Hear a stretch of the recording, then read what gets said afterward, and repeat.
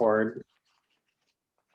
All right, so this is the last AEW since next week is finals week, and we're going to be doing things that are reviewing for the final. The first one is going to be about the first derivative, find out where the function's increasing, decreasing, and minimum maximums. So this one will require using the quotient rule. Starting on the top, the derivative is just a 1. And then just copy down the x squared plus 4. Now it goes minus, leave the x plus 4 alone, and then take the derivative of x squared plus 4, which is going to be a 2x. And the last part of the quotient rule, the denominator gets squared.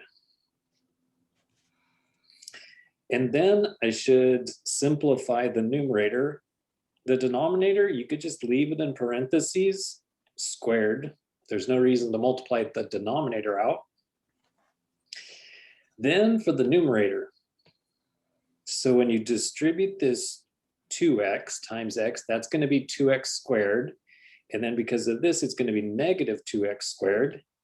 And when you combine it with the first x squared, that means there's negative x squared left.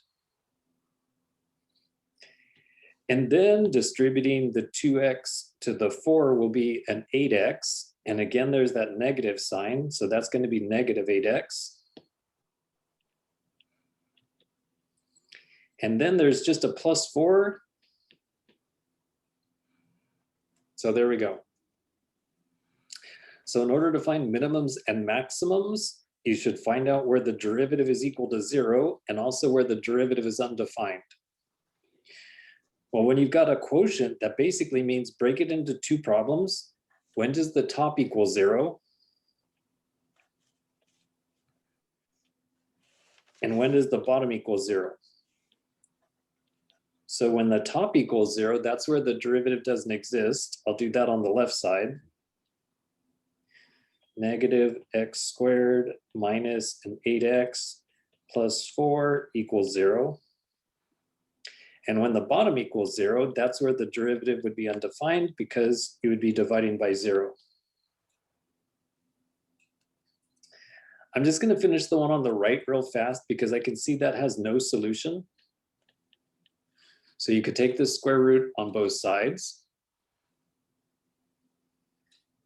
You could then subtract 4 from both sides, and then it's going to say x squared equals negative 4. And then, of course, the next fun thing to do is take the square root, but then that is the square root of a negative. And we don't use imaginary numbers in either Math A, 3A, 3B, or 3C. So there's no place where the derivative does not exist. But what about where it's equal to 0? So for this one on the left, I'll use the quadratic formula. So it's going to be negative of the b plus or minus the square root. The b gets squared minus 4 times the a, which is negative 1, and the c, which is 4. And then it's all divided by 2 times a.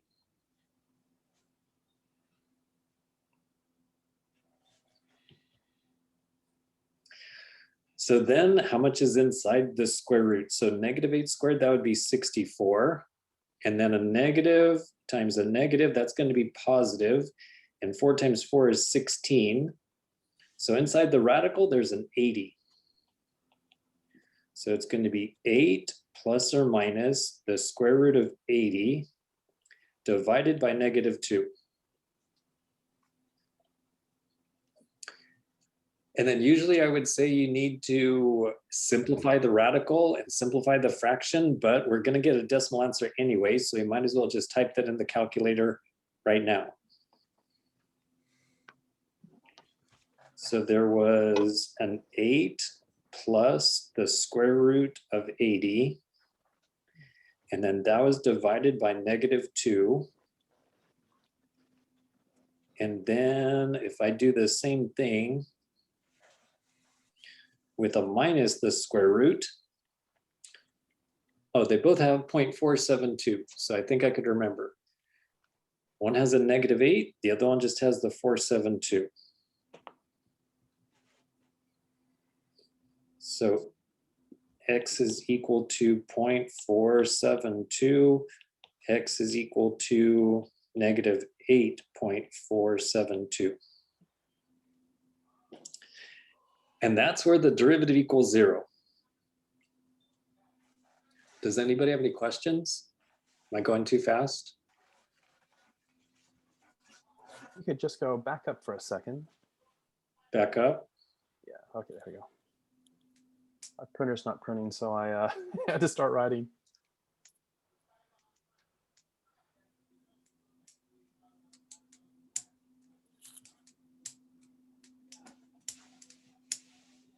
I'm done. Okay. So now I'm going to graph the original problem. So y equals, and I need to change back to function mode. And let's see, it had an x plus 4 in the numerator divided by an x squared plus 4 in the denominator.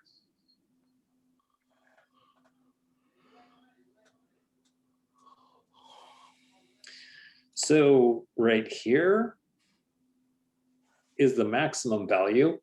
And that, sure enough, is where x equals 0.472. So I did the quadratic formula correct. And then the other one was 8 point something. So let me see if it will actually find, oh, nice. It found the minimum. If you don't have a touch screen like that, you can always go to calculate on the calculator or use the trace button in the upper right hand side, go to trace and then type in -8.472. And so then that's the minimum. And then I just write down the x and the y coordinates because it did say find the minimum and maximum points.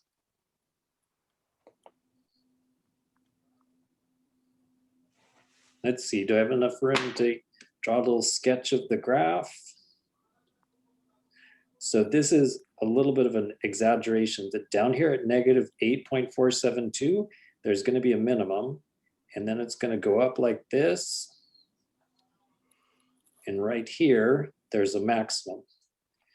So there's a maximum, and then that was x equals a 0.472, and the y value was 1.059. And then here's the minimum value when x equals a -8.472. Then the y value was a -0.059.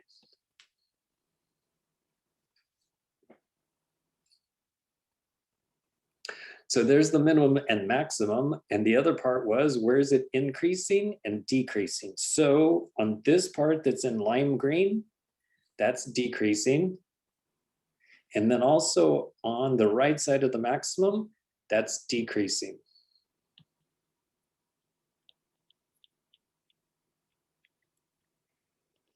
So for decreasing, it's the left interval that goes from -infinity until -8.472.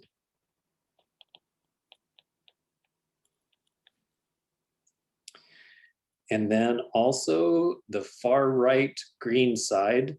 So that goes from 0.472 off to the right forever, also known as infinity.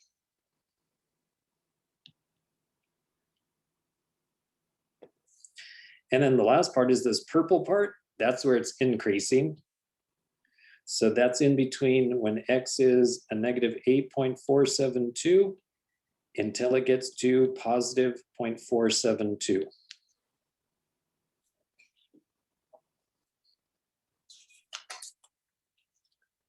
And then that is everything that I asked for on number 1. On to number 2. So if any of you got the handout early in the week when I sent it out on Monday, I changed number 2 because I realized that the problem that I put, I'd actually done that like 2 or 3 weeks ago. So I changed it to y equals cosine squared. And then where is it concave up? So that means second derivative is positive. Now, usually I start by doing the problem and then graphing it, but I'm going to switch here because when you've got a trig function, there can be an infinite number of answers. So on 0 to 2 pi, I want to get an idea as to how many answers I'm looking for. So graph the cosine squared. So y equals, and then cosine is squared. Let me make sure that it's in radians. Change the window to look from 0 to 2 pi's. That's not pi, this is pi. And let's see, it was cosine. So cosine is going to range between -1 and 1.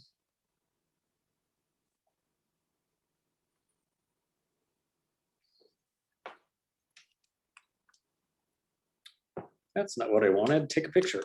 There we go.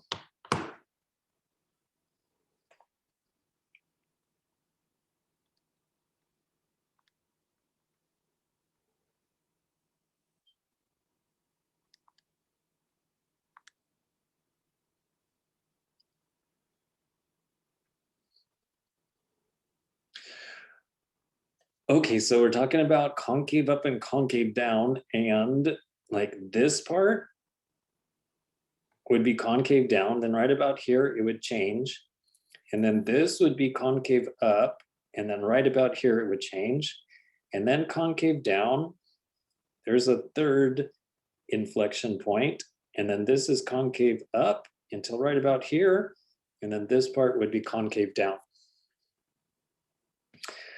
My point right now being, that means we need to find 4 places where the second derivative is equal to 0.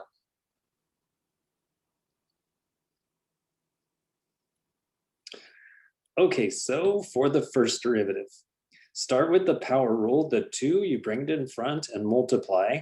So it's going to be 2 cosine of x. And then do the chain rule. So now take the derivative of cosine, which is negative sine.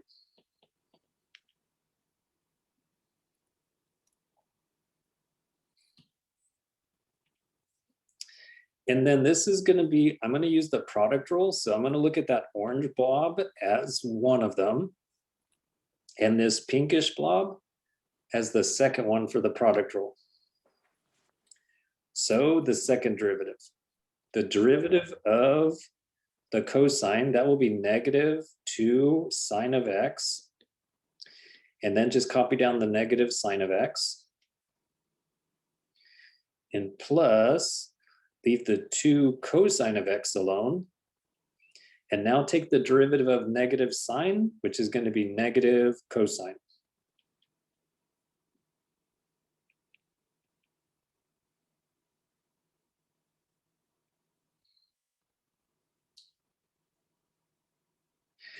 And then just simplify a little bit.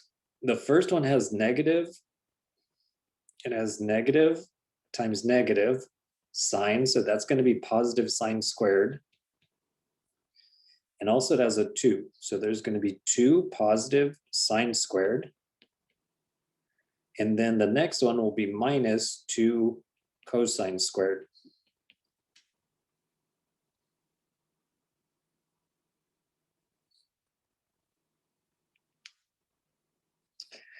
And then set it equal to 0. Since each one of them has a 2, I would factor out the 2.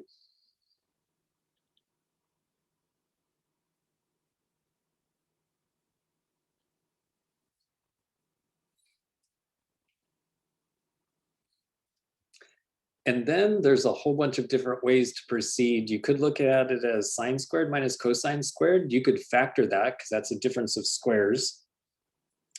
But I think there's an easier way. because if you think about the trig identity for cosine of 2x, it's cosine squared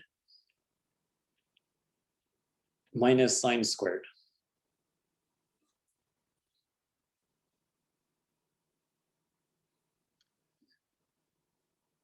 So with the equation I have, it has them switched, sine squared minus cosine squared right here. But if I want to switch them, all I need to do is multiply both sides by a -1. On the left side, it's still going to be 0.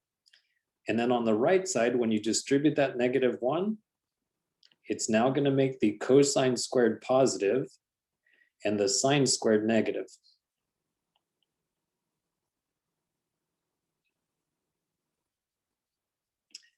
And then I can replace all of this with just cosine of 2x.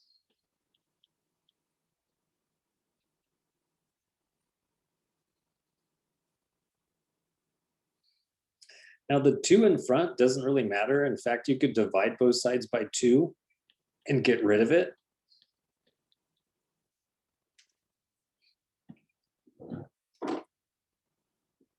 And then this is basically saying, when does the cosine graph equal 0?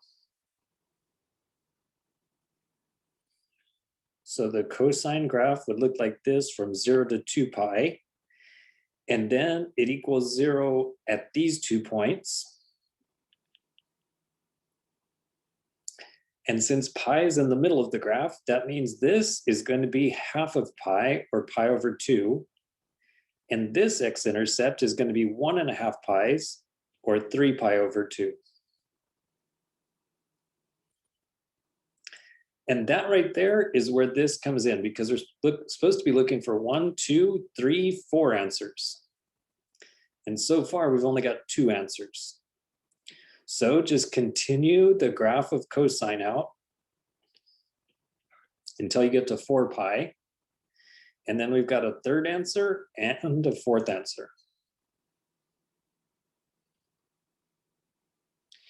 So basically the pattern is it's a 1 pi over 2 and the next one's a 3 pi over 2. So they're using odd numbers. Next would be 5 pi over 2 and then 7 pi over 2.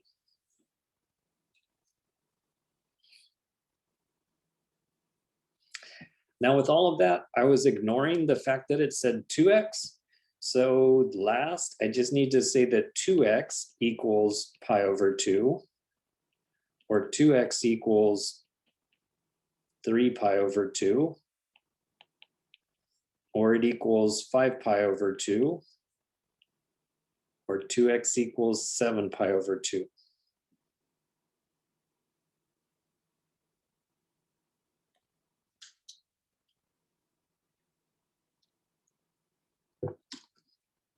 And then the next thing to do is divide all of those by 2.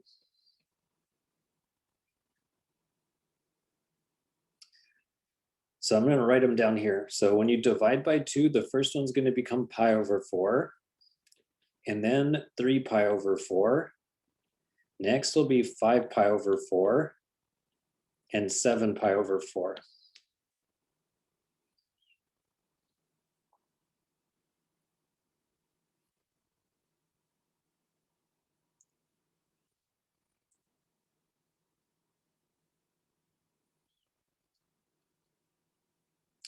So Adam, it's very helpful that you have your camera on, because then I can see when you're still writing and I know when to pause, because I don't hear from other people very much. Okay, so if you look at this graph, then this should be the pi over 4, and then this one should be the 3 pi over 4, etc. This one should be the 5 pi over 4, and then right here will be the 7 pi over 4. So finally, for concave up, that's going to be this part, it's in pink, and then this part, which now looks like 2 smiley faces that are wearing lipstick. Okay, so between these two, that's concave up, and then between these two, that's concave up. And that's sort of the reason that I wrote these in a horizontal line, because then I could just put a comma between these two. That's concave up. And a comma between these two, and that's concave up.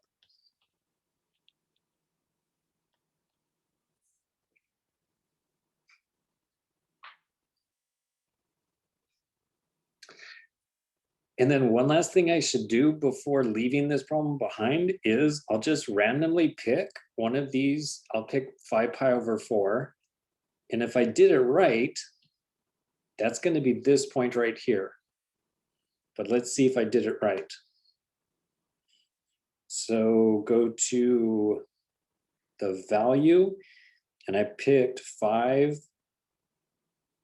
Wait, let me try to predict first. Stop doing that. Okay. Just by looking at the graph, I'm going to guess that it's right there. Just visually, to me, that looks like where it changes from concave up to concave down. And now for the drum roll, let's see how good my guess was. 5 pi Little high. over 4. Oh, it put answer.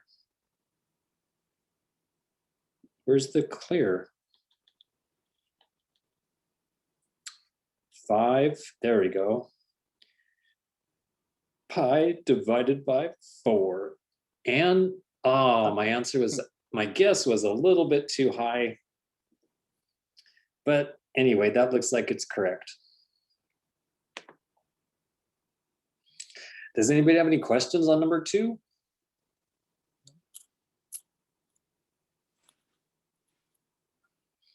Next, an application problem.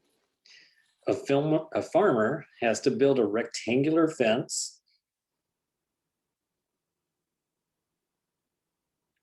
Okay, there's a rectangular fence using 100 feet of fencing. So that means the linear feet, or in construction, sometimes they call it lineal. The lineal feet is 1,000 feet of fencing. So it might be,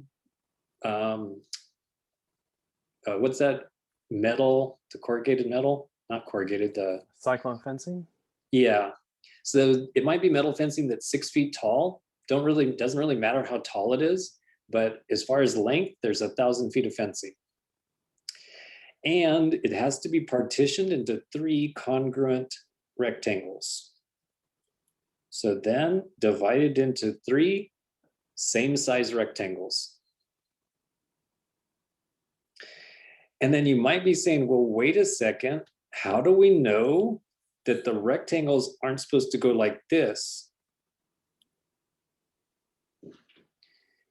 Because maybe they're going to keep goats in here, and the goats are going to want to run back and forth. They're going to want a really long area to be able to run. Well, someone else might say, no, no, no, no. We're going to be keeping pigs in here. And pigs need a lot of space to be able to roll around. So we should do it like this. But my point is, at the end, it doesn't matter. The math will figure out the way that it's supposed to go.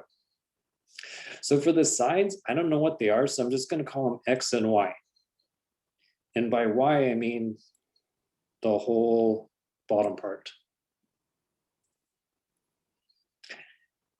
And then because it's a rectangle, this is X, and this is X, and this is X. And then the top part would also be Y.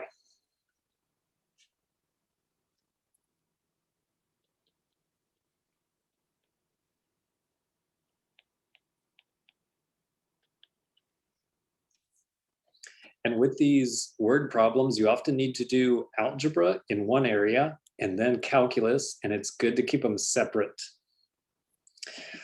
Okay, so there's 1,000 feet of fencing. So if you add up this side and this side and this side and this side, that's going to be 4x. And then if you add up the blue side and the blue side, that's going to be 2y. And then that, in a perfect world, is 1,000 feet of fencing. And then with this one, I'm going to do a little bit of algebra because I know that I'm going to need to solve for one of the variables. So I'm just going to go ahead and do that now. I'm going to solve for y. So first it'll be 1,000 minus 4x. And then you could divide all of the terms by 2. So y is equal to 500 minus 2x.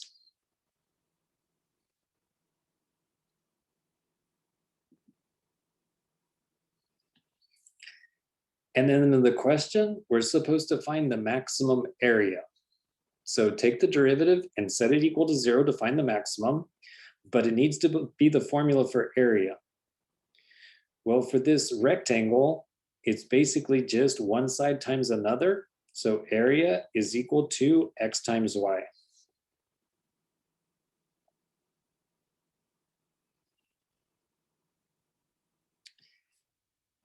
And then for the reason that we did this algebra on the right, because now we could take what y equals and then plug it in for that y right there. So it becomes area equals x times 500 minus 2x.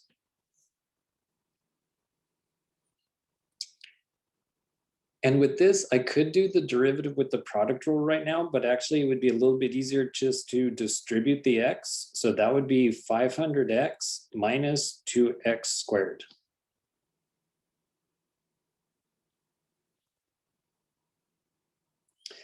And then the derivative of that would be 500 minus 4x. And then set the derivative equal to 0.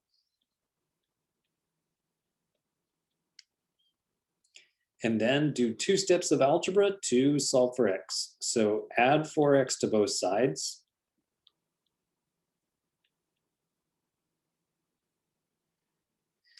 And then divide by 4.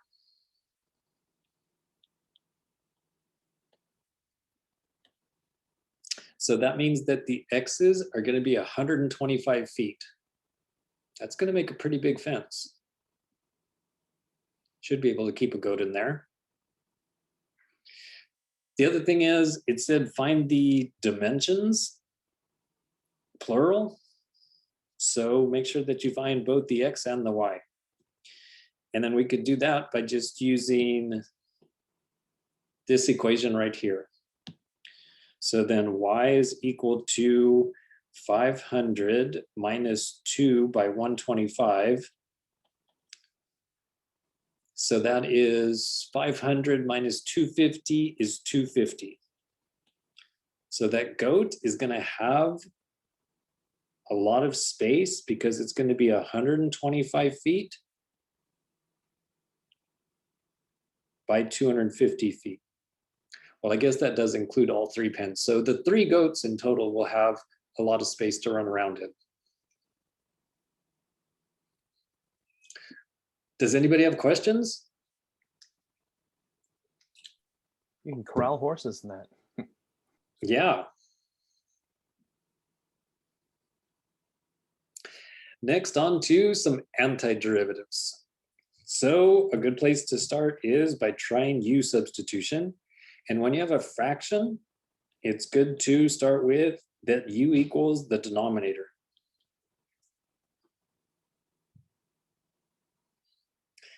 And then when you take the derivative of that, well, derivative of 1 is 0.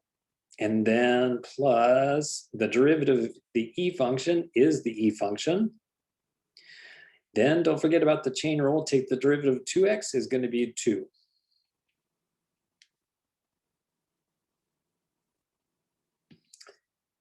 And then we run into a small problem because the original function says you have to have e to the x times dx.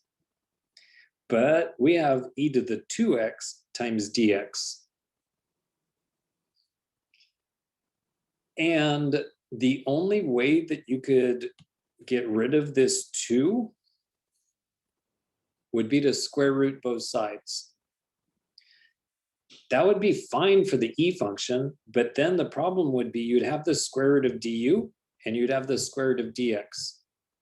which makes as much sense as saying how much is the square root of green?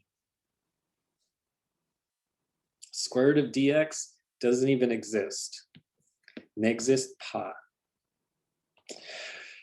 So as what happens with U substitution many times is you try it, it doesn't work. So get out the old eraser and try again. Well, basically looking at this function, I could either have the u equal to something with e to the 2x, which did not work out for me. The only other choice is let u equal the e to the x. Okay, the derivative of e to the x is just e to the x. And then the good news is this says you have to have e to the x times dx. And this says I have e to the x times dx.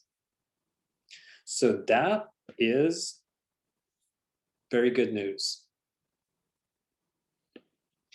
But what to do about the bottom? Well, for the bottom part, especially if I use a pen instead of an eraser, for the bottom part, we could do a little bit of algebra.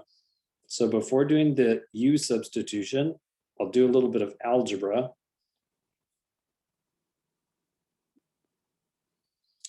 And I'm just going to use the fact that if you have a base raised to an exponent, and then that's raised to an exponent, then you multiply the two exponents. So if I have a base of e to the x, and then I square it, well, by this rule, if you have a power raised to a power, then you just multiply the two exponents. So for this power raised to a power, you multiply, and that equals the same thing as e to the 2x.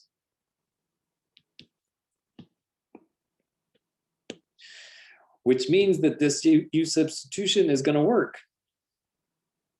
Because on the bottom, you just replace that e to the x in the parentheses with the u, so it becomes 1 plus u squared. And then the whole top part just gets replaced with the du.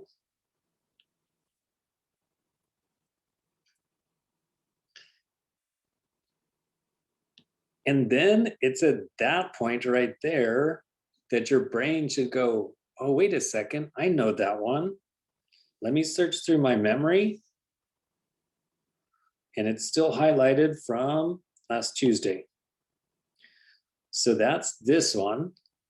So that means that the antiderivative, when it's 1 over x squared, that's tangent inverse.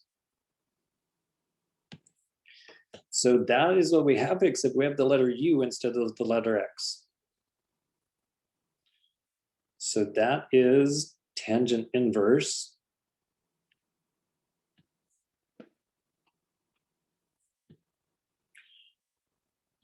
of black pen. So that's tangent inverse of u, and then plus the constant. And last, just replace the u with the e to the x. And don't forget the plus c, and then wrap it up, and it's ready to be delivered. Amazon delivery.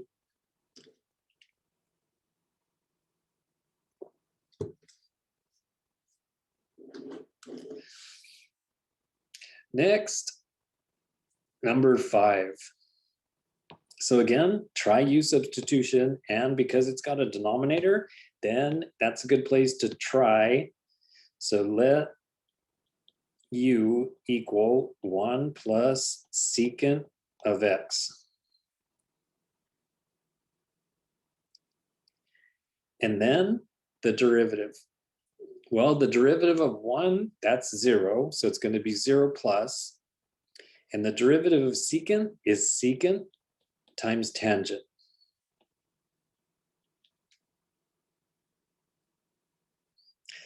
And then it looks like I made this one too easy because that's exactly what this says, and it matches exactly. So the top could be replaced with just du. And the bottom, the whole 1 plus secant can be replaced with just u.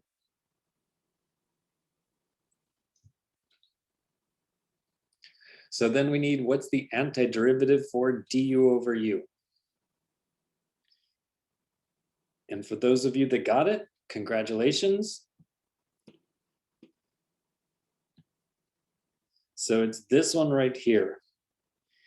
And then when you go backwards, the antiderivative is the natural log. And again, instead of x, we have u.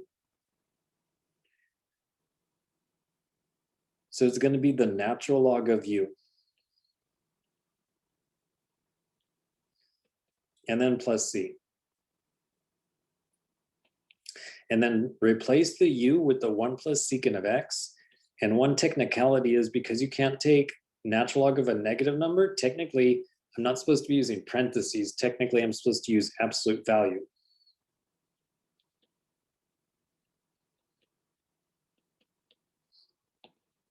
And then that one is finished.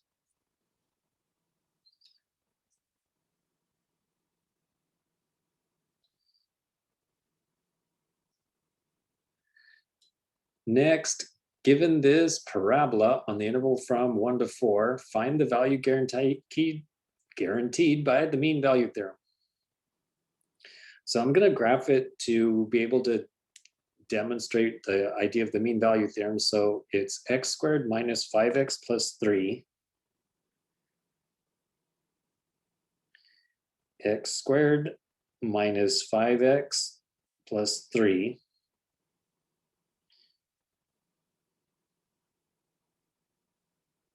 Okay, so it's a parabola that looks like this.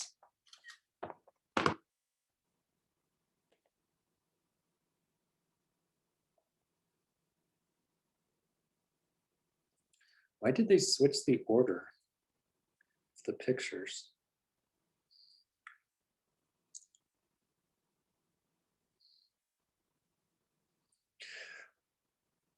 So it says to go on the interval from 0 to 4. So when you plug in 0, that's going to be 1 point. When you plug in 4, that's going to be another point. And then if you connect those 2 points, that's a secant line.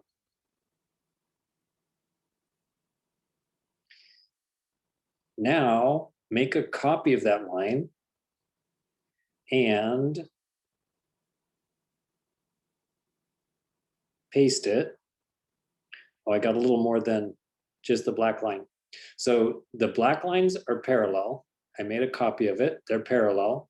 And what the mean value theorem says is if you stay parallel, then eventually, right about, my screen is glitching, right about there. Oh. Oh, well, anyway, it was right about there.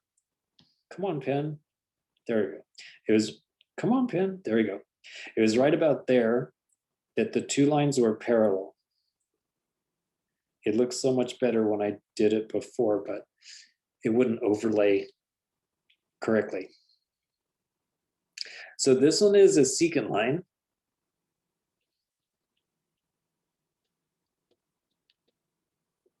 And this one is just touching right here. So this is a tangent line. And then what the mean value theorem says is there's going to be a point between 0 and 4. And they call that the letter C. There's going to be a point where the slope of the secant line, since the 2 are parallel, their slopes have to be equal. So slope of the secant line is going to equal the slope of the tangent line.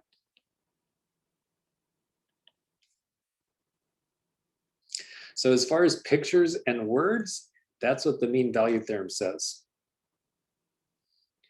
Now for the actual math. Well, slope of the secant line on the interval from 0 to 4 means you need to substitute 4 into the function. So that's basically finding this point right here. Then plug in 0 to the function. Oh, sorry, I pointed to the wrong one. This was f of 4. And this is f of 0. And you subtract them to find out how far the line went down. And then you divide by 4 minus 0. And then that's how you find the slope of the secant line. The slope of the tangent line is actually even easier because that's the derivative. And the derivative of x squared minus 5x plus 3 is going to be 2x minus 5.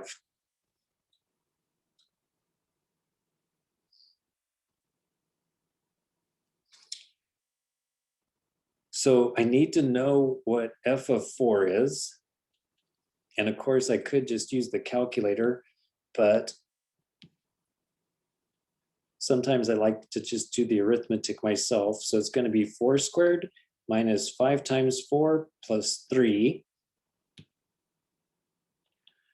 which is going to be 16 minus 20 plus 3, which is going to be negative 4 plus 3, so that's negative 1. So this over here is a negative 1. Yep, that looks possible. And then f of 0 will be 0 squared minus 5 times 0 plus 3. And so that will just equal 3. And if you look at right there, the dot covers up, but that's between 2 and 4. I'm pretty sure that's the number 3. So substituting that into what I was working on over here, so f of 4 will be negative 1, f of 0 will be 3, and then subtract that. And then it's divided by 4 minus 0, so just divided by 4. And in the mean value theorem, they like to use the letter C. So I'm just going to change this x and change it to a C. So 2c minus 5.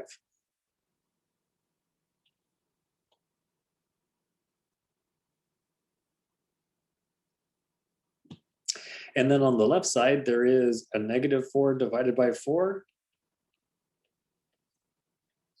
also known as a negative 1. And the right side still has 2c minus 5. And then just get you a purple pen and add 5 to both sides. So that's going to be, what is it? Negative 1 and positive 5 is a positive 4. And then finally divide. So c is equal to 2. And if you look at my guesstimate, I was thinking that the c was going to be like a 1.9 or 1.87, but it's actually 2. So I was just going back to the directions. If there's anything else, find the letter C by the mean value theorem. So that's it. So C is equal to 2. And that one is done.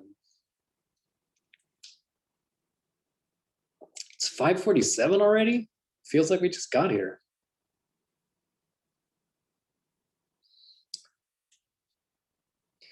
Find the equation of the tangent line.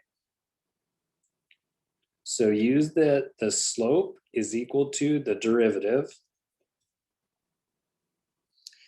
Also, when you go to find the equation of a line, you need to know what x and y are. What's the actual point? So I'm going to do that right here. So if I plug a 1 into the function, f of 1 equals tangent inverse of the square root of 1.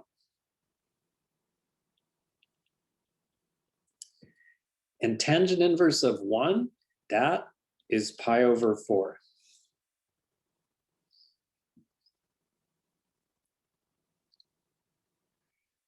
If you didn't have that memorized, the tangent inverse of 1 is pi over 4, you could use the calculator and go tangent inverse of a 1, because it was square root of 1, so that's just 1.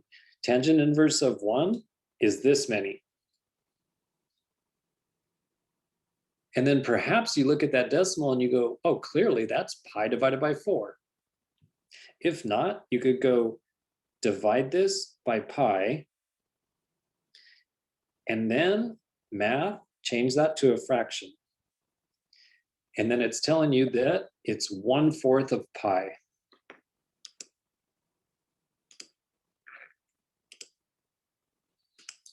Okay, so it's pi over 4. So when x is a 1, y is a pi over 4. Now on to this part, find the derivative. Well, the derivative of tangent inverse is 1 over 1 plus x squared. But then that means that whatever is right here, you have to put the exact same thing right here and square it. And on ours, it has a square root of x. So those little pink blobs are going to become square root of x. So the derivative will be 1 divided by 1 plus the pink blob gets squared. So that's going to be square root of x gets squared. And then don't forget the chain rule. So we need to take the derivative of 1 over x, which is the derivative of square root of x, which is 1 over 2 times the square root of x. Usually I would say you need to simplify this, but we need to still plug in that x is a 1. So we might as well just use that now. So it's going to be 1 over, and then 1 plus, well, the square and the square root are going to cancel each other out. So that's just going to be 1 plus 1. Then the other one's going to be 1 over 2 and square root of 1. So that means it's a 1/2 times a 1/2. So the slope is equal to 1/2 times 1/2 is 1/4. Then the last part is use the point slope formula. So y minus the y value of pi over 4 equals the slope, which is 1/4, times x minus the x value, which is 1.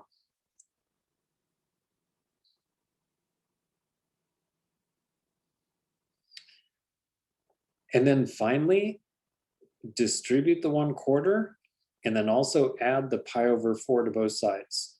So it's going to be 1/4 x minus 1/4, and then add pi over 4 to both sides.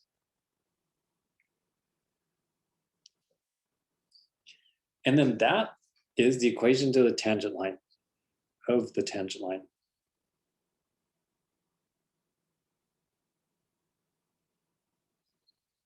Let's see, we've got 2 more questions and it's 5:52. I think I've got just enough time to check my answer on this one. So I got 1/4 x minus 1/4 plus pi over 4.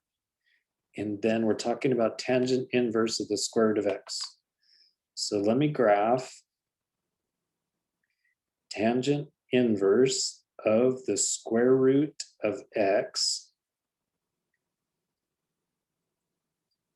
Type it in right. Yep, that looks right. And then look at the graph. That's a boring function. You would think with tangent inverse being all fancy, the square root of x, that's sort of interesting. And then look at this, it's just a sort of boring graph. Okay, anyway, so we're supposed to be where x equals 1. So at that point right there. And so when I draw the tangent line, it should just hit at that point where x equals 1. So if you look at those little crosshairs, you can almost see the one that was horizontal now looks like a tangent line. And then also graph y equals what I got for the tangent line, which was 1/4 of x minus 1/4 and then plus pi divided by 4. And here's the part where I could look like an idiot, or at least look like a person that makes mistakes. But did I make a mistake on this one? Here we go. Oh, yes. That looks like a tangent line. Beautiful, beautiful. That was totally worth it. This only took like 2 minutes, minute and a half. Next, for a problem that looks like it has nothing to do with the last one, but is actually the exact same thing. So the key word right here is line. So in other words, find the equation of the tangent line. So this big old word right here is really just saying find the equation of the tangent line.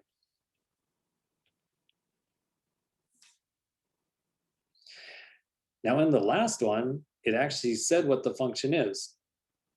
It equaled tangent inverse of the square root of x. With this one, we have to say what the function is, which is the fourth root function. In the last one, I said use x equals 1.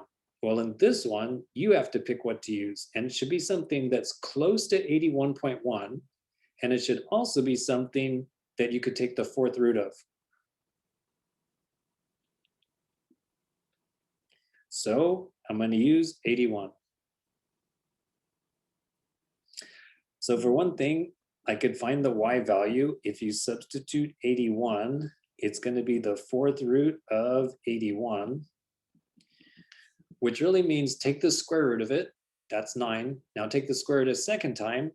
That's 3. So the square root of the square root, that's 3. Or if you feel like I paid for the dang calculator app, so I'm going to use it, then I could put 4 math and then number 5, take the fourth root of 81, and sure enough, it's 3, a 3. So now we have the x value and the y value. The next thing to do is, like last time, use the derivative to find the slope of the tangent line. Oops, it's not cube, it's to the fourth. So instead of writing the fourth root symbol, I'll just write it as x to the 1/4, and then just use the power rule to take the derivative. So bring the exponent down in front and multiply, and then subtract 1 from the exponent, which would be, if you had a quarter in your pocket and you spent $1, you're going to be 3/4 in debt.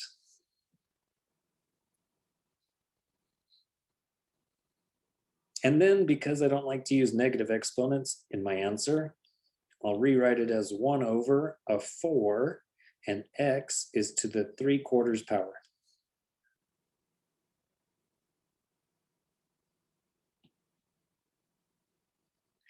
Next, plug in that x is an 81.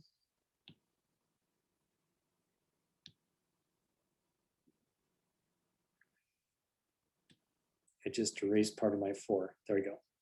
And now plug in the x is 81. So that's going to be 1/4, and then an 81 is to the 3/4 power.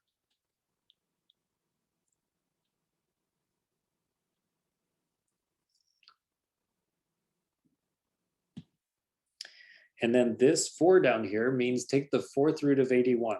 Well, I just did that. It's a 3. And then cube that. So let's see, 3 cubed would be 27, and then 4 times 27, I believe, is 108. My brain is saying that, but is that right? This would be 28. That would be 8, 9, 10. 108. Yep, that's a 108.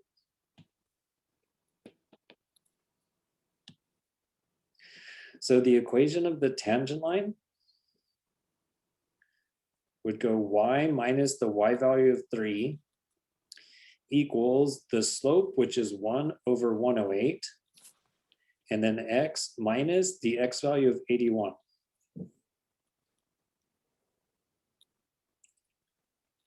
Or if you distribute, that's going to be x over a 108, and then minus 81 over 108. And then to solve for y, I would still need to add 3 to both sides.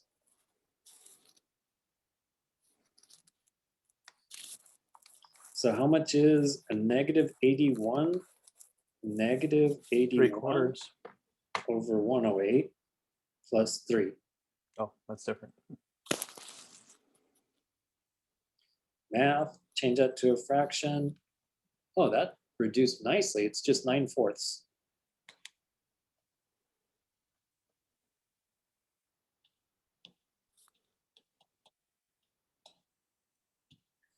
So the y is equal to x over 108 and then plus 9/4.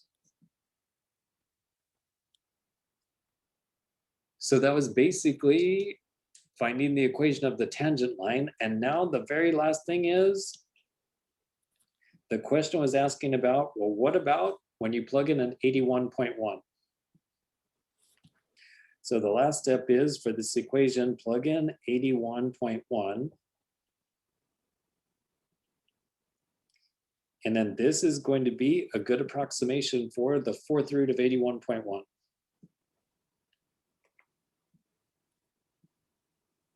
.1 was divided by 108, and then it was plus 9/4.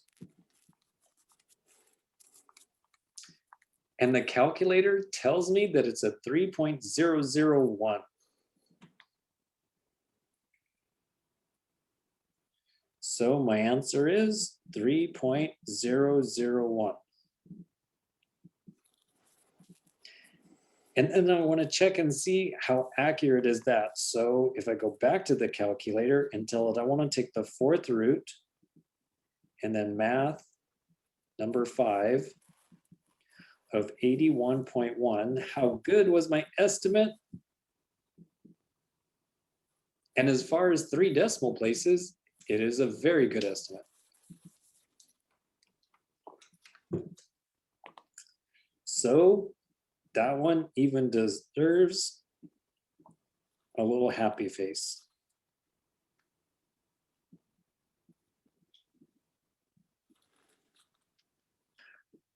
Or as the Australians like to say, good on you, mate.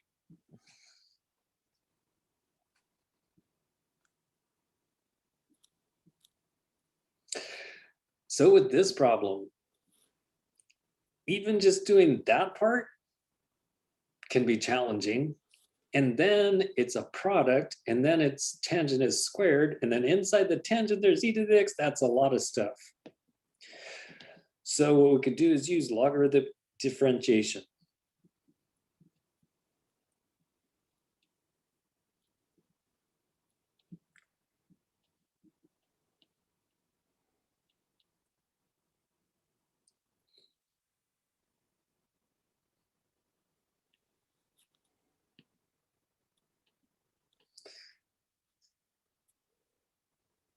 And I'm going to use the rule from logarithms that if you have log and then there's an a that's raised to an exponent b, then you could rewrite that as b times the natural log of a. But before I could do that, I need to introduce logarithm into this problem. So take natural log of both sides.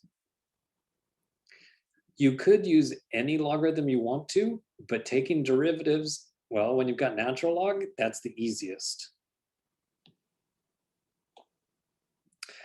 Okay, so on the right-hand side, it's natural log of all this stuff. And because this has multiplication, that means that the right side could be broken into 2 logarithms.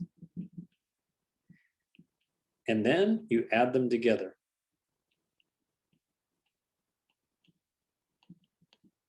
And on the left, there's still the natural log of y.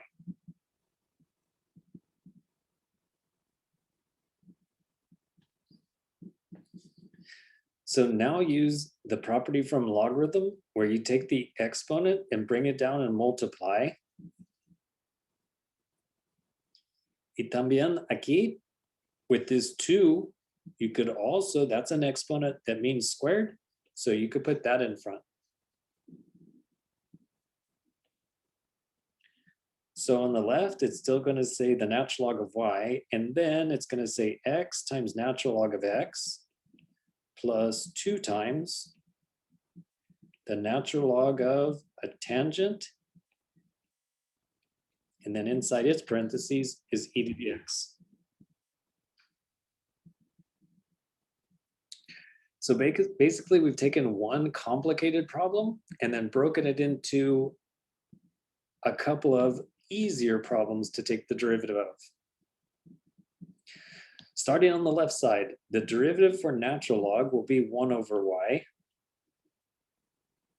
But then the chain rule says you also need to take the derivative of y, so that's going to be y prime.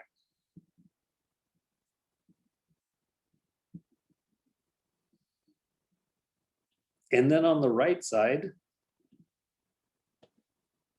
for this, we need to use the product rule. So taking the derivative of the green blob, that's just going to be 1.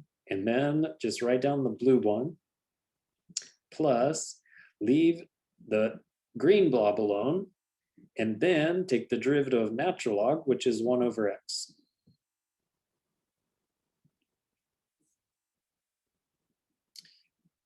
And then moving on to the next function, the 2 could just sit there.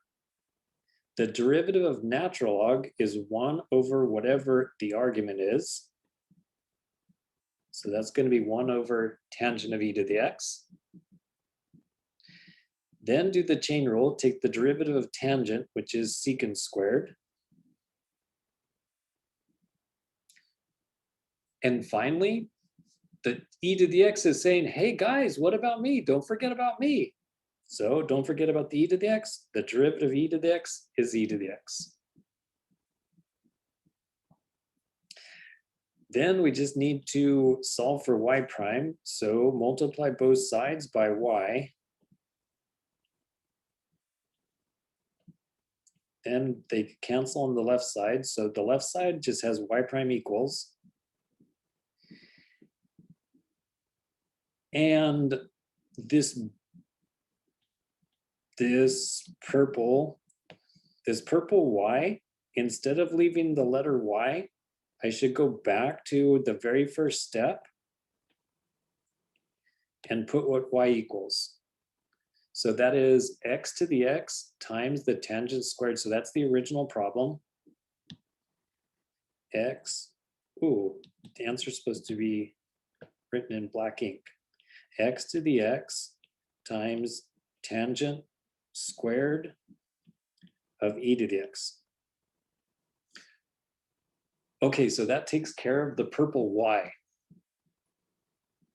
And then to simplify the rest, let's see, there's natural log of x.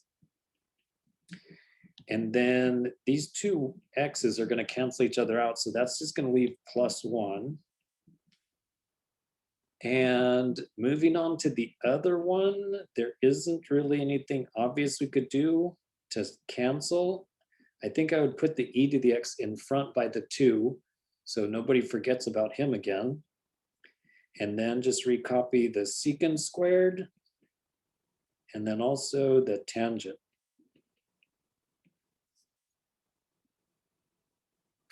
And there's no reason to multiply it out. So you could just leave it like that. And then if you're British, you could say, Bob's your uncle. I guess anybody that speaks English could say, Bob's your uncle. What? Where's the rest of the problems? That's it. We just barely got here. We're already done. Oh, well, it's 6:08, so I guess it's time to go anyway. Oh, well, thank you very much. You're welcome. Good luck with your finals. Enjoy them. So this is the last AEW, correct? All right. Bye. Oh, is this the last AEW? Oh, sorry. Yes, because next week is finals. So yes, this is the last one. Cool. Well, thank you, Mr. Perkins. All right. Before we leave, can I ask a question? Yes.